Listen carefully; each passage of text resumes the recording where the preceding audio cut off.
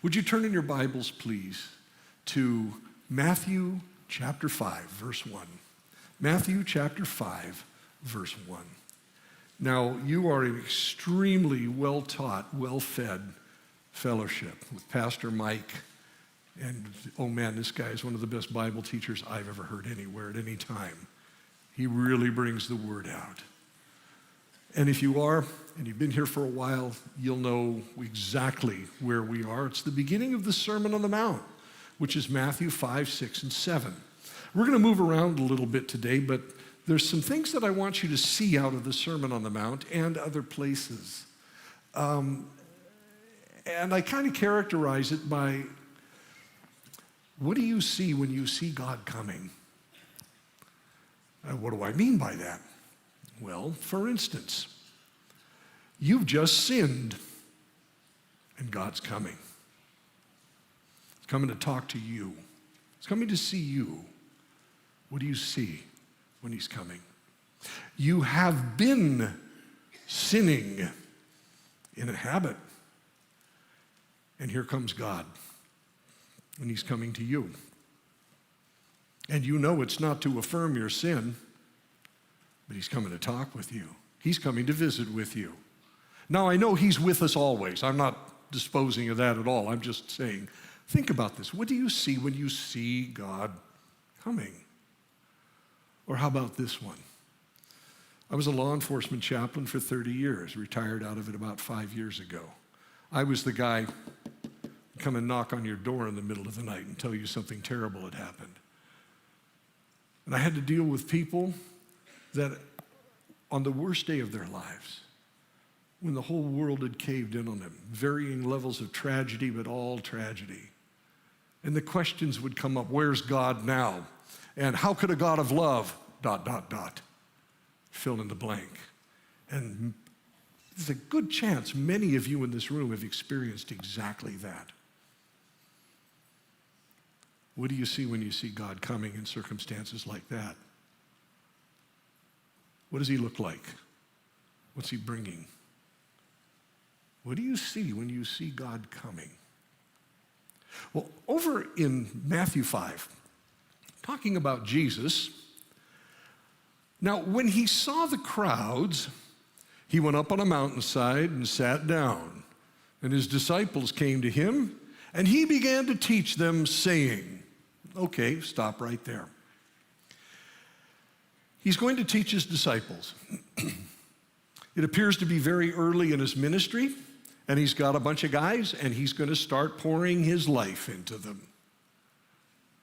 But the ancient educational system of the day in this part of the world at this time wasn't like ours. Kids didn't go to school.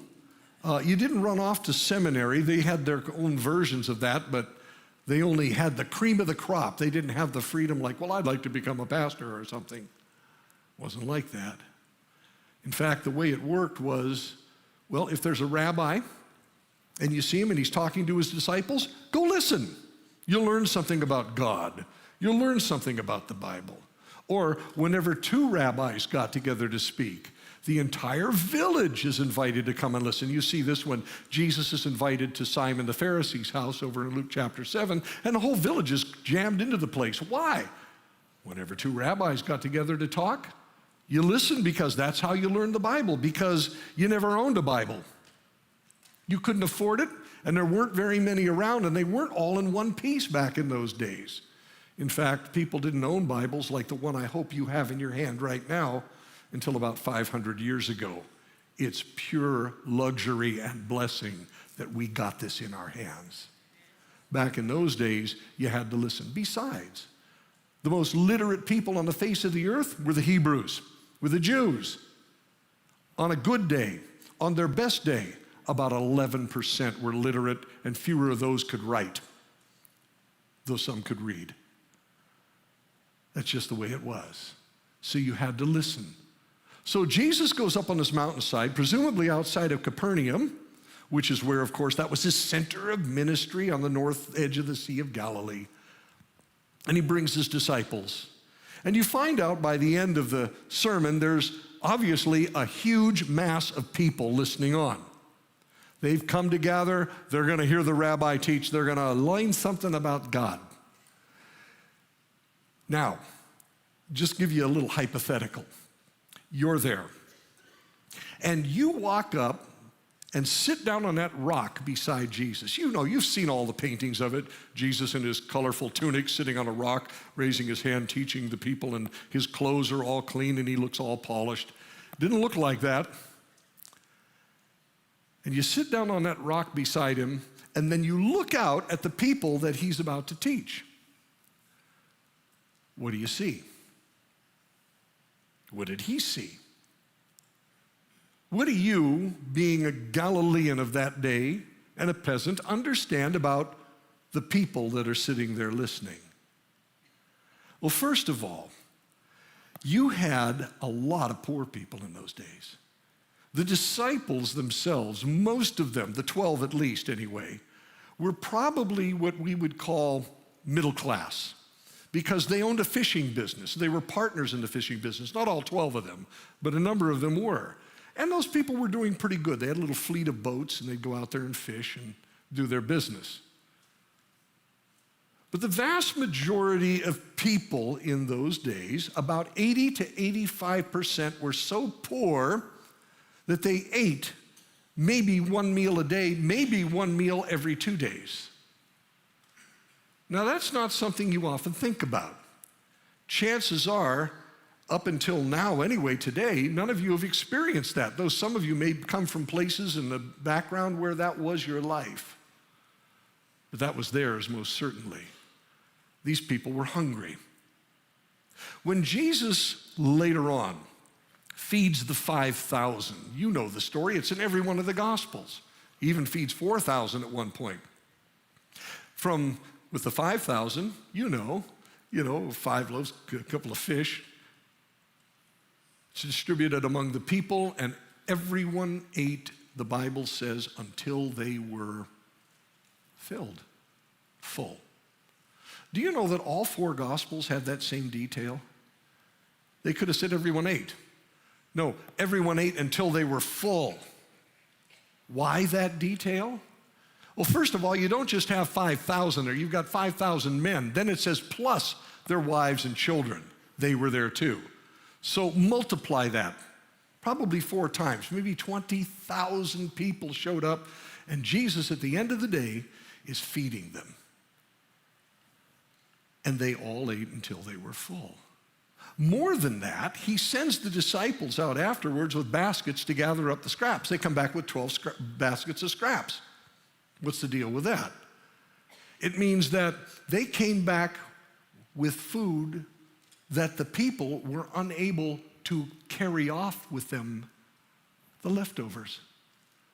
See, these people are really, really poor. They're incredibly hungry. He feeds them until they were full, which may be the first time in their lives they were ever full. That's why that detail is there. It's highly unusual. It wouldn't happen with a group of peasants like that under any circumstances. More than that, they had so much. I mean, if you're poor and you can't afford a meal, and he's passing out all this stuff, and there's scraps and crumbs all over the place, you're going to be packing it into the folds in your garment, and maybe a little pack that you've got, a purse of some sort. You're going to take it with you, and you're going to jam it in there, and they still couldn't pick it all up. There was 12 baskets full left that starving, hungry people couldn't carry.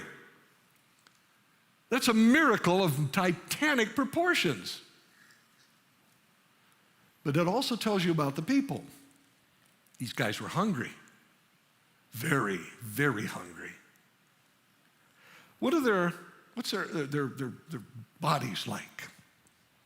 Well, they're poor, so they have ragged clothes. We'll go down and get a new one. Weave something else. It's not that easy. In fact, the clothes you were wearing, as you look out at this vast group of people and even yourself sitting up there, you realize that what they're wearing, what you're wearing, is your only set of clothes. You sleep in it, you work in it. You may or may not have one other change of clothes. You're poor. You're just kind of waiting for these clothes to rot off your body to figure out what in the world I'm going to do to replace it. And remember, you live in family clans. They're in the same bucket of fish. Sandals. You may or may not have them. If you have them, they're probably in the process of rotting off your feet. But once they're gone, how do you replace them? For us, we go down to the shoe store. We get them. We order them online or something. For them, you just walked around barefoot. That's all you could do. Oh, what about your teeth? They don't have toothbrushes, toothpaste, or dentists. You're a peasant. By the time you're 25, what condition are your teeth in? You're losing them. They're rotting out of your head already. You may have broken an arm, an ankle when you were a kid. Now it doesn't work right, doesn't move right. You may have hurt your back. They don't have doctors the way we have doctors today. Most of their physicians back then, some of them were a bit scientific, most of them were superstitious. That's not going to do you a whole lot of good. Here, say these words and wear this charm. Right. Well, these people are poor. They're destitute. They're riddled with parasites. Have you thought about that? Where they're walking, what they're drinking, what they're eating, where they're eating. Just uphill from the Sea of Galilee was another lake. It's gone now, but it was called the Hula Lake. It was a malarial-infested swamp. You get bit by a mosquito anywhere in the region, you could go down with malaria. And what about infant mortality? These people had children. But the infant mortality rate in those days was approximately 80%. So if you had 10 kids, 2 of them survived. You buried the other 8. Their lives were tough. Their lives were hard. If their eyes went out of focus, there aren't any glasses to fix it. And I could go on and on. You're sitting on that rock. You're looking out at all of these people. Oh, wait a minute. Do you know it gets worse? You see, they have Romans around them. These are Galileans. The Galileans were rebels. They hated the Romans because the Galileans are real old-timey religion, you might say, as far as among the Hebrews. They're practicing, well, the laws of Moses the way that they were really supposed to be practiced. I'll get to that in just a second, except for one big problem. I'll talk about that in a minute. But the Romans don't like the way the Hebrews act religiously. They keep all these strange laws, and they won't obey Roman laws. They won't adapt to sophisticated Greek thinking. They have their own way of thinking, which, by the way, happens to come from this book. And the Romans were cruel. Yeah, there are some good ones in the Bible. Most of the centurions in the Bible are good guys. But the soldiers would come through and they need food. They just raid your crops. And suddenly you don't have any crops to sell if you're a farmer. Your crops are gone. Why? The Romans came through and took them because they needed food. Or maybe a rainstorm came and flattened them, destroyed your crops. Or maybe locusts blew through and ate everything. Now you're in real trouble. You got nothing to eat, you got nothing to sell, you got nothing to trade. But those Romans, they were their oppressors and they hated them. And the Galileans were angry with them. They had an attitude towards the Romans. In fact, every rebellion in ancient Judea that ever broke out against Rome started in Galilee, where Jesus was preaching. And he's in central Galilee speaking to these people at the Sermon on the Mount. And they hate the Romans. Among them are zealots. One of Jesus' disciples was Simon the Zealot. Zealots were assassins. See, you got a very interesting zealot here who's following Jesus. He's obviously not an assassin, at least not anymore. But the zealots would just as soon kill any Roman they saw, and the hardcore, ultra-right zealots, you might call them. If you were a Jew talking to a Roman, they'd kill you too. Such is the nature of the people you see in front of you. But wait, there's one more. The religious leaders. You've read in the Bible about the Sadducees. Well, they're in Jerusalem mostly. And the scribes and Pharisees. They're kind of throughout the land, but mostly in Galilee. And another place called Perea, but we're not talking about them. And these religious leaders had taught the people, the peasants, these really poor people, that if you really want to impress God and please God, you have to be like us, which is why Jesus went after them, because they were lying about that. And Pharisees, how about this trip? Pharisees, who tended to be wealthy, told the poor people, the reason we're wealthy and we're doing so well is because God likes us. And the reason you're poor is because God doesn't like you. And they believed that too. These people were a mess. And they've come to hear the rabbi speak. These sick, these hurting, hungry, perhaps starving, lame perhaps in many ways, oppressed by the Romans, oppressed by the religious leaders religiously. They can't get out of their position. They're miserable. And Jesus sits down on that rock, and you look out and you see all of these people. And then Jesus opens his mouth, and he says, "Blessed are the poor in spirit, for theirs is the kingdom of heaven." Poor in spirit. Poor in spirit doesn't just mean poor on the outside, but poor on the inside. I got nothing on the outside. Most of those people had nothing on the outside. And I got nothing on the inside left either. Good. Yours is the kingdom of heaven. That's your happy place. What's the first thing that would run through your mind? What? What are you talking about? What did he just say? Happy? Are like us, but not just us on the outside, but on the inside? We're happy? Ours is the kingdom of heaven? Really? Oh, wait a minute. He gets better. Blessed are those who mourn, for they will be comforted. I just buried my daughter, my son, my wife today. And now I come to listen to you, and you say, happy are you who mourn, for you'll be comforted? I'm not feeling it. You making a joke here? Are you being cruel, Rabbi? Blessed are the meek, for they will inherit, literally, the land. The Romans own the land right now. You're God's people. This is God's land. You will inherit the land. But they want to take it by force.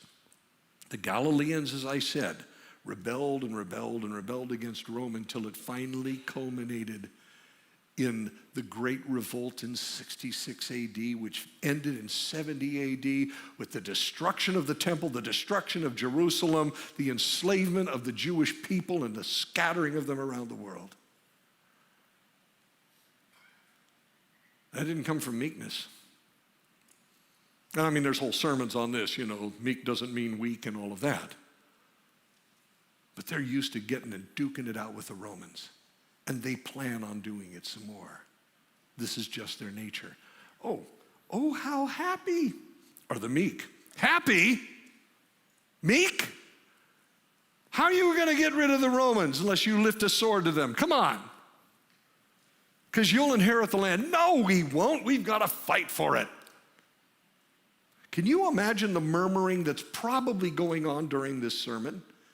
When you profile the people, which I just gave you a thumbnail sketch, there's a whole lot more to it than that. You profile these people, and you listen to what Jesus says, and all you can hear is murmuring throughout the crowd. What? They're not going, oh, isn't this lovely? We've just been changed. They've got a lot to think about. Blessed are those who hunger and thirst. Yeah, for what? Righteousness. What? What's righteousness? People confuse it with holiness. Holiness is a state of being. Righteousness is what you do with the holiness. You give out. I'm hungry, I'm thirsty, and you want me to give to others to do good? What? I got nothing to give. He deals with this later on in chapter 6 and chapter 7, where we're not going today.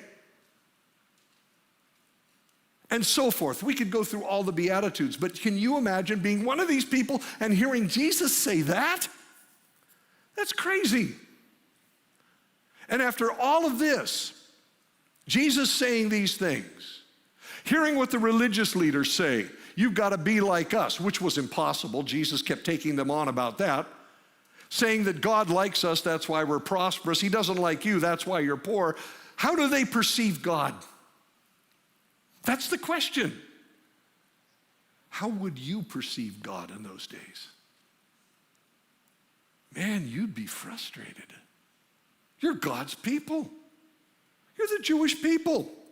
You even live in his land, and look what's going on around us. Look at my life. Look at how I feel. Look at my losses. Look at these religious leaders who just keep telling me these things that are impossible for me to do. And I'll never get better. I'll never get out of it because these guys are elite and I'll never be anything like them. They're not even giving me the chance. How do these people perceive God? What do they see when they see God coming?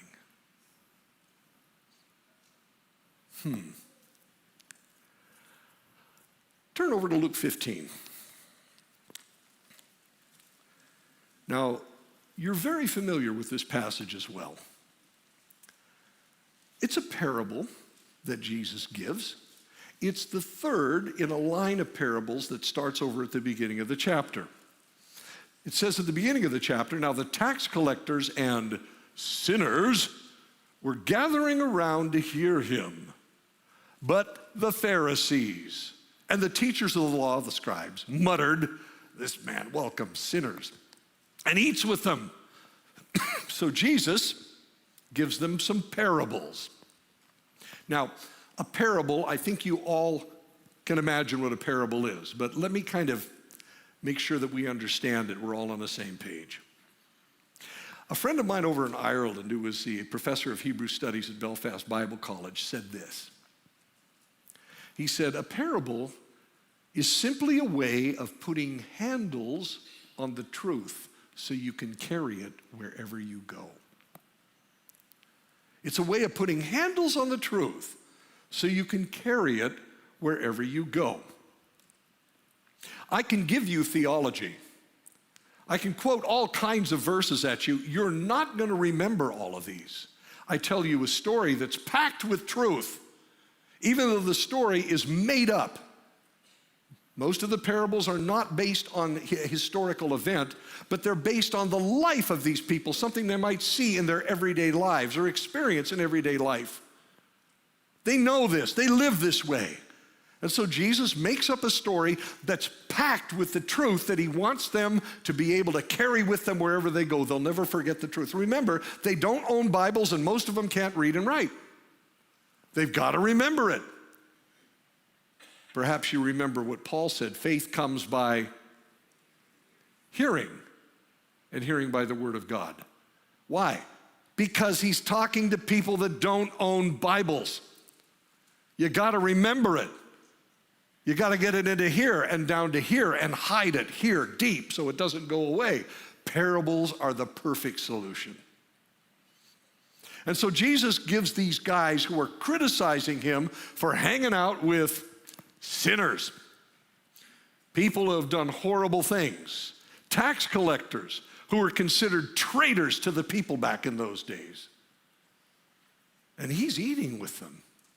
Oh, he's not approving of what they do. They're coming to him because he first went to them. And he gets nothing but flack for it. So he gives parables, and his disciples hear them, and they remember. And these guys heard them, and they dismissed it. The disciples heard Jesus say this, and presumably the crowds that are packed around him, made up of those peasants that we talked about, These peasants that are poor, needy, wretched, full of loss, full of anger and rage, put down by the religious leaders and what have you. And what do they hear Jesus say in front of these religious leaders that are just making them miserable? Jesus continued, verse 11. There was a man who had 2 sons. The younger one said to his father, "Father, give me my share of the estate." So he divided his property between them. Now, once again, you have these people giving you way too much description, and there's so much more. They hear this. What are they hearing? You see, Jesus is not only speaking their language, he's speaking their mind. It's a parable. It's not meant to be just a random story. It's something that's full of things that they know, that they understand. A man with 2 sons, easy enough. The younger one said to his father, very important. You say, well, what's important about that? You'll see. "Father, give me my share of the estate." So he divided his property between them. You've heard this before.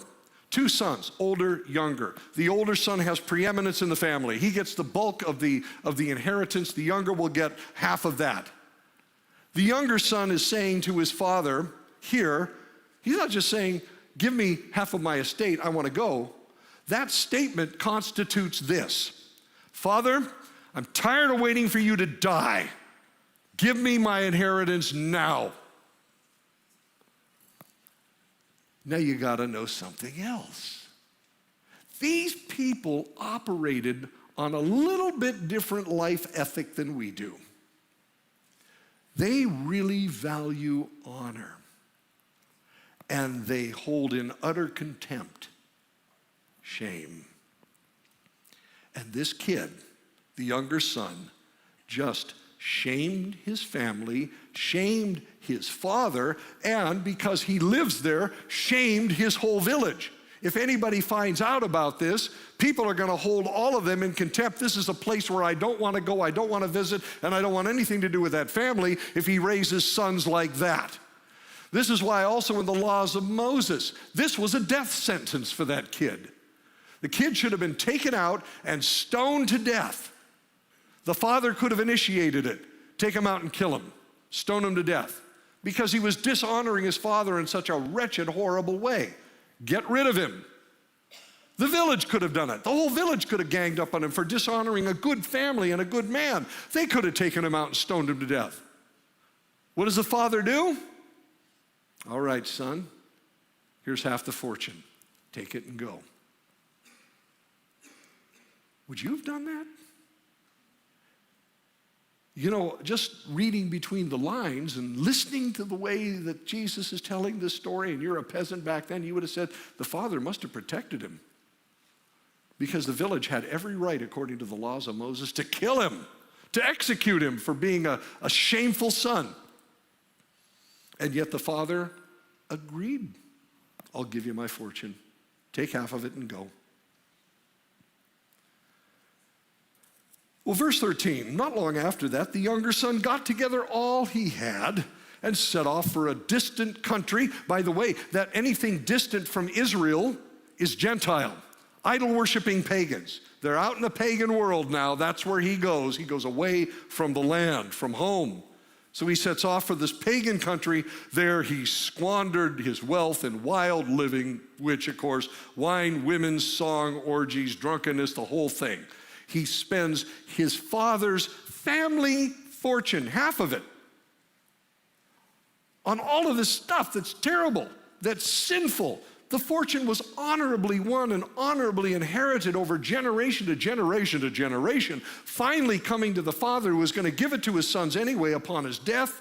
He gives it to his sons before he dies, and the son goes off and does this with it with every intention to do that with it. He didn't suddenly accidentally fall into losing the money. He spent it, and he spent it on himself. This is the story as Jesus tells it. The truths are in here. The people understand what's saying. Verse 14, after he had spent everything, now he's flat broke. The family fortune, at least his part of it, is gone.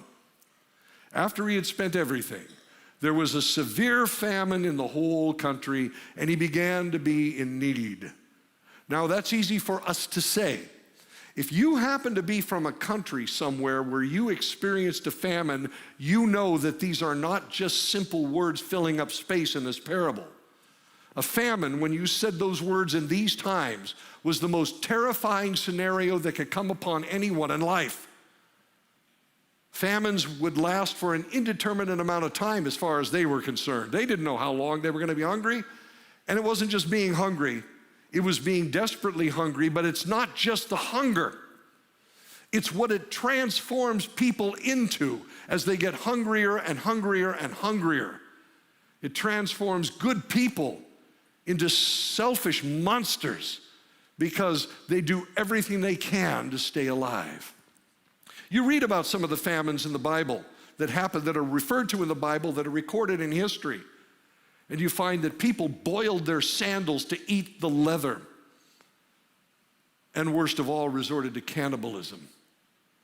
Famines were the worst thing that could ever happen to anyone. Jesus puts this right into this parable. This kid spends all the money. He could have bought his way out of all of this. He could have gone home. No! He ruins his life and a famine hits the land. It just goes from bad to worse to worse.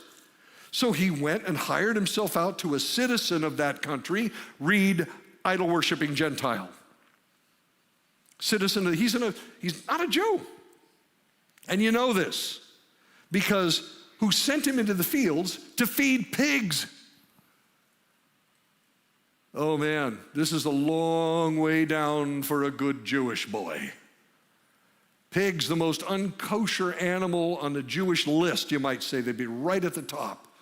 And this kid is assigned by an idol-worshiping pagan, go out and feed my pigs.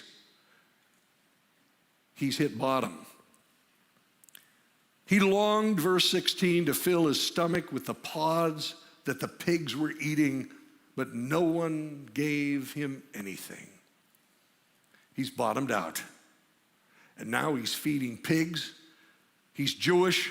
This is insane. This is sin for him, especially. For the people listening to this, they're going, oh man, he's getting what he deserved. Man, he was shameful. He's got his comeuppance, as they used to say. But Jesus doesn't end the parable there.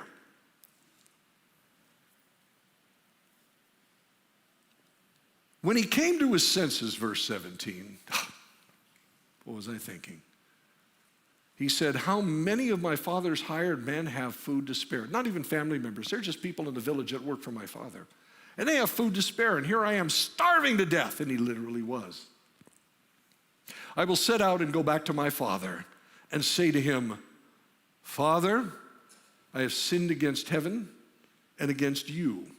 I am no longer worthy to be called your son. Make me like one of your hired men. So he got up and went to his father. Now, if you're anything like me, and over your lifetime, long or short, you've gotten in trouble with someone who is in authority over you, and you got to go talk to them. You either have to approach them or they're about to call you on the carpet. What do? You rehearse some lines so that it comes out right. Well, this kid, he's repenting. That's part of the story. So I've sinned against heaven and against you. Does he really mean it? Maybe, maybe not. Jesus doesn't tell us that. But he does tell us in the story that he says, I've sinned against heaven and against you. And I'm no longer worthy to be called your son. Oh, that's true. As a matter of fact, if he goes back, why didn't he go back sooner? Think about it. Because they'd kill him. They had every right to. Not just the family, not just the father, but the whole village. They had every right to do it. So make me like one of your hired men. Don't pay me. Just let me work for you so I can get some food, so I can get back on my feet. I've sinned, I blew it, now bring me back as a hired man. He's not even asking for pay, like one of your guys, not as one of your guys. And then Jesus turns the corner and says something that these people who would have said, yeah, he deserved it. Jesus said, But while he was still a long way off, his father saw him and was filled with rage and vengeance. He was filled with contempt. He was filled with murderous thoughts in order to get his honor back and restored. I'll kill my son. That brat, he spent everything I've got. He ruined everything. And now here he comes, and he's coming home. We'll get him. No, he didn't say that, did he? Well, he was still a long way off. The father is watching the horizon in this story. His father saw him and was filled with compassion for him. He ran to his son. Wait a minute, stop there. What did these people hear when they heard Jesus say those words? The father ran to his son. That never happened. Fathers were patriarchs. They would have had a robe, for instance, that would have gone all the way down to their ankles because they're not doing any of the work. The rest of the family's doing the work if they're wealthy, like this guy in the story obviously is. He's wealthy, so he's got hired hands. He could send somebody else out there. Men who are patriarchs don't run. They don't run to people and they don't run from them. You know what it would take for him to run? He's got a robe down to his ankles. This is tradition of those days. They would have had it. It's a custom. He would have had to reach down behind him, grab the front hem of his robe from between his legs, stooping way down, grabbing the robe, pulling it up between his knees, and then tucking the excess into the belt behind him. So he's basically turned his robe into Bermuda shorts. And then he's exposed his legs. Customarily, an old man was never to expose his legs. It means he's working. He's doing something that, well, he has earned the honor of not having to do anymore. He's the patriarch. No, he's exposed his legs. That was considered, by the way, shameful for him to do that. And he takes off running to the son. The people who are hearing this parable are seeing this in their heads because that's their life. This is what they know. This is what they do. This is what they've even seen, perhaps. And when he gets to his son, he threw his arms around him and kissed him. These are affectionate father to son kisses. It's not just, let me greet you with a holy kiss, son. Oh, it's more than that. He hugs him. Well, the son wasn't expecting this. He launches into his line. The son said to the father, Father, Father, I have sinned against you, against heaven and against you, and I am no longer worthy to be called your son. He doesn't get the rest of the line out. When the father seems to interrupt him in the story here, and the father said to his servants, he doesn't even say anything to the son. The servants are with him. They're kind of protecting him. Maybe they're there to carry out his will, that if he says, kill my son, they'll do it. That's a very real possibility in the minds of the people hearing this, because this kid deserves his comeuppance. Instead, he says, quick, to the servants, bring the best robe and put it on him. Ah, okay. So we're going to put the father's robe on him. Isn't that nice? Oh, it's better than that. You see, the best robe is a robe that's used for special celebrations, but it represents the family honor. It represents the patriarchy of the family, the guy who's in charge, and he who should be wearing the robe wraps it around his son. You know what it was? It became a bulletproof vest. If that robe is on the son, no one can kill him. He's got the protection of his father. The father's wrapped the robe around the son. Anybody that might think about killing him, if you kill him, you're killing me. This is what the father says. You're not touching my son. No wonder he said, quick, get it on him. Somebody listening in Jesus' day, standing there hearing him tell the parable, they got to be quick because everybody else might be rushing out of the village saying, the son's back, let's get him. This is the way it was back then. So the father, first of all, protects him from all harm. and he wraps his own personal glorious robe around him. And then he says this, he says, put a ring on his finger. I love that one. Father gave the kid half the fortune and he went out and spent it with riotous living, comes back broke in shredded clothes, barefooted, having nothing but skin and bones on his body. And the father says, put the family credit card on his ring finger. Because that's what the ring was. It's a signet ring. You want to buy something? Then you make a deal, you stamp it, and it says, our family will take care of the cost. He gave the kid money. Not just money, but the family credit card, the unlimited supply to whatever was left of the fortune. It's yours. To this kid who did that, yeah, his father loved him.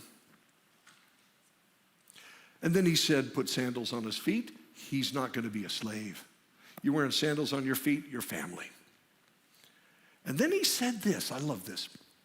Bring the fatted calf and kill it. Let's have a feast and celebrate, for this son of mine was dead and is alive again. He was lost and is found. They began to celebrate. They, who's they? The village, not just the family. Those of you that have raised cattle, and I never have, but I do understand this. A fatted calf is not a little veal that's a little tiny animal. The fatted calf is about a year or so old. It's a young animal. It's a young cattle.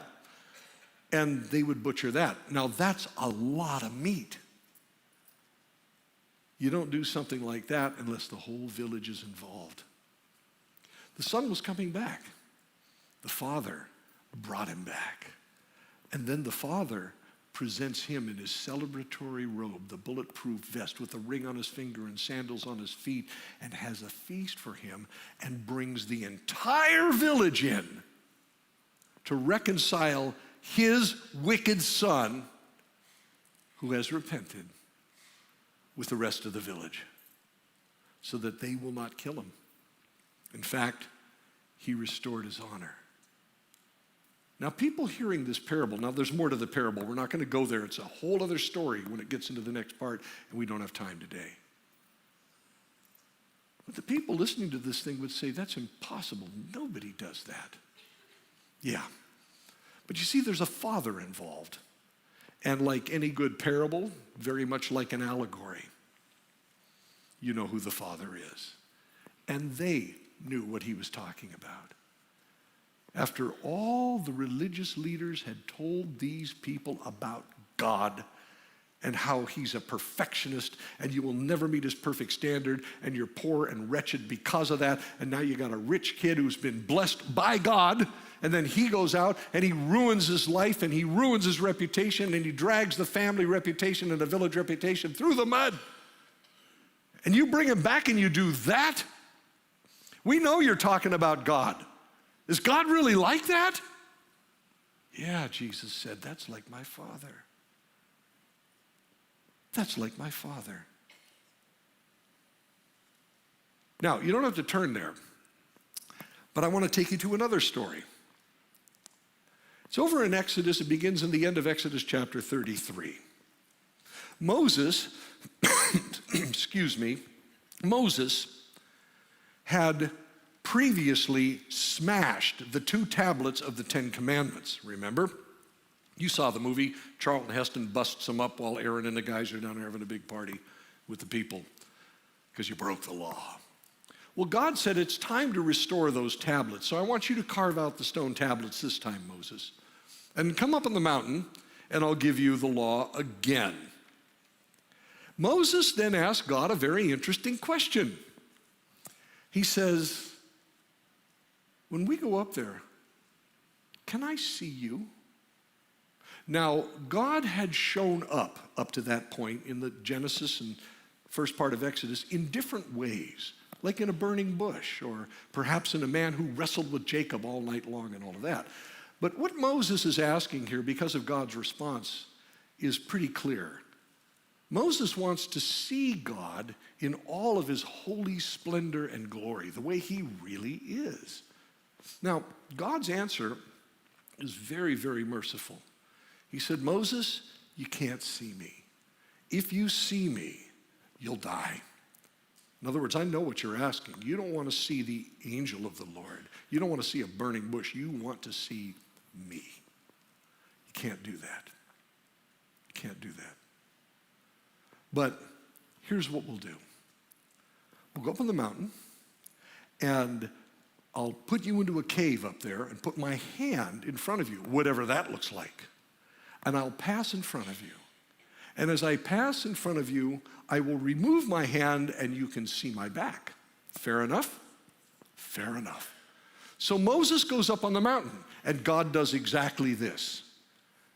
God puts Moses in this little cave and puts his hand over the cave, whatever that looked like. And God passed in front of Moses and did something that is the bonus of all created time and history. And in my opinion, which is worth nothing, but it is my opinion, is the single most important verse in the Bible. It said, as God passed in front of Moses, he revealed his name. Now, when you read the Old Testament, you'll find the name of God, the Lord God Almighty, capital L-O-R-D. But then occasionally, and frequently in fact, you'll see Lord as capital L, capital O, capital R, capital D. You're a well-taught congregation. I know most of you know this. This is for the benefit in case you wondered about that. Why is it that sometimes God's name, Lord, is all capital letters? It's replacing his name, which is considered by many in tradition to be too holy to utter. Yahweh. Yahweh. Ahya, I am. That's his name. Lord is his title. Lord God Almighty, his title. And all the other names for God. Title. Yahweh is his name.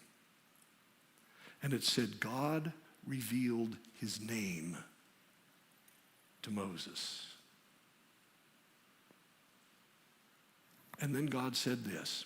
As Moses is in that cliff, God's hand is over him. God said, you want to see me? I'll show you what I am. I am the compassionate and gracious God, slow to anger, abounding in love and faithfulness, giving love to the 1,000th generation. By the way, you do the math on that, it was an impossible number for them, but it's 40,000 years. How's that? Giving love to the 1,000th generation, forgiving wickedness, the worst sins, rebellion, as in the sin of witchcraft, and just plain old sin, just not being perfect, you missed the mark. Forgives all of that. That's his name. Why would he put it that way? There's another old Jewish tradition that says, if you were asked the question, what is God like? An ancient rabbi would say something to the effect of this: God is as God does. And God just showed Moses, as it were, his image. You can sculpt a sculpture of God, paint a picture of God. God said, don't make any images of me. Why? Because they don't tell you anything about him. They don't tell you what he does. They don't tell you what he's like. They tell you nothing about him. They just have some sort of an image, and it's only made up in our imaginations. This is how I perceive him. I was an art major in college. I know about these things. Instead, God says, you want to see me? Take a look. I'm the compassionate and gracious God, slow to anger, abounding in love and faithfulness, giving love to the 1,000th generation, forgiving wickedness, the worst, rebellion, next to the worst, and just plain old sin. That's what I look like. This is who I am. What do you see when you see the Father coming? when you see God coming.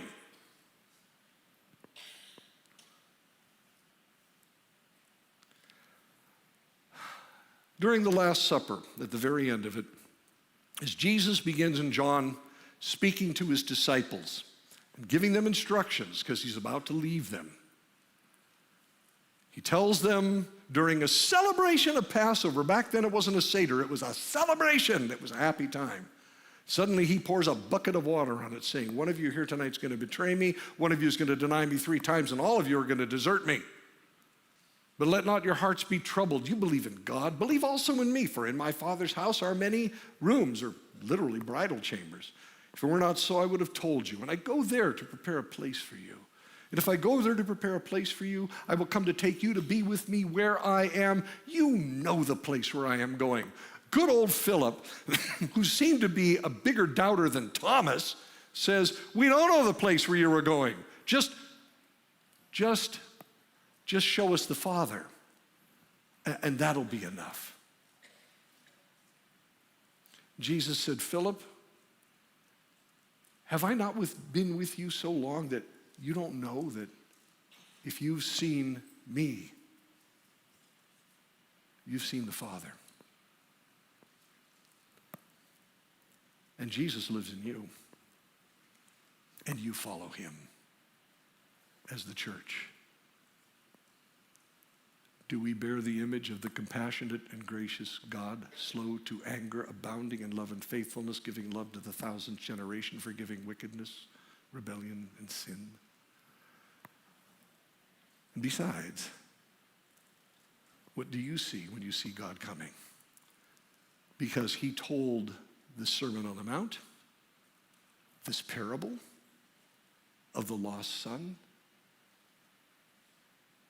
and the laws of Moses in the book of Exodus, which contains this astonishing account of God saying, if you want to see me, here's what I look like. Watch what I do. I am the compassionate and gracious God, and so forth. Jesus is saying this to those peasants that we profiled at the beginning. God is coming. Now, what do you see? And they now have a mission. His disciples who he taught that this is what it's like. This is what my Father is like. And this is why we preach the good news. Because God doesn't push people away. If you haven't figured it out by now, he's always wanting to bring people back. Always. That God is not willing that any should perish, but that all should come to repentance. To come back. Because he is the compassionate and gracious God. He is the Father watching the horizon. Have you sinned? God is coming. What's he look like? Have you been sinning? God is coming. What's he look like? Are you in the midst of a tragedy or been through one recently? Are you a Job, as it were? God is coming. What does he look like?